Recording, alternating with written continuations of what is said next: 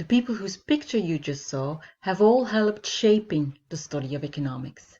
In EC216, we will look at how thinking about economics has evolved over time. So what do we really do in this course? We look at the history of the study of economics. In other words, we look at the development of the ideas in economics. Who came up with them?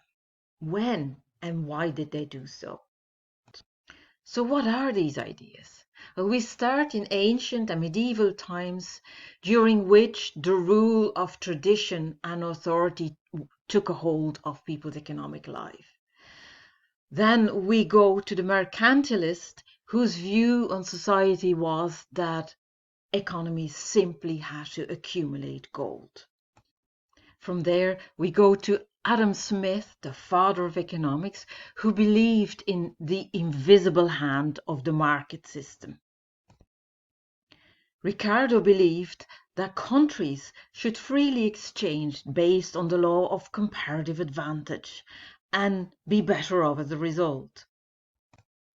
Malthus was more pessimistic and believed that population growth would lead to catastrophes. The utopian socialists believed that communes were the answer to poverty, while Karl Marx believed that capitalism would inevitably self-destruct. The neoclassical economists were incredibly influential, and soon concepts like the Marshallian cross, the Edgeworth box, and Pareto efficiency will become familiar to you. Then there was the mavericks, like Thornstein Veblen, who believed that conspicuous consumption was the glue that held society together. And then there were the fixers, like Keynes, who believed that capitalism, in order to survive, had to be managed. Schumpeter very much saw the positive in the negative and believed very strongly in the idea of creative destruction. And there are so many other ideas that we will discuss in the course. So why bother taking this course? Well, here I'm going to use Keynes, who said that the ideas of economists and political philosophers, both when they're right and when they're wrong, are more powerful than is commonly understood. Indeed, he said, the world is ruled by little else.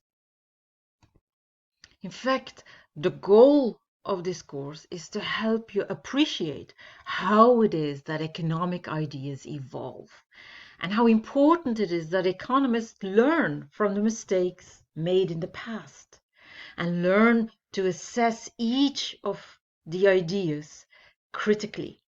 And then finally, to help you appreciate that solutions to economic problems need to suit the economic environment for which they are designed.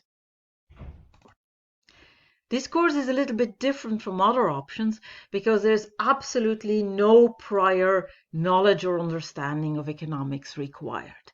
In fact, this course is a very verbal course, so what is required is that you have good writing skills. In terms of text for this course, there's two texts I'd recommend. One is kind of fast-paced, a new book. It's very clearly written, it's very, very funny, and it's inexpensive. That is a book by Niall Kistany. But if you like a more slow-paced text and you're a fan of Jane Austen, you like Robert Heilbronner's book, which is a classic bestseller. And then finally, some practical information. Here's a useful website that you can have a look at. And then finally, my email if you want to know more about this option. Hope to see you in EC216.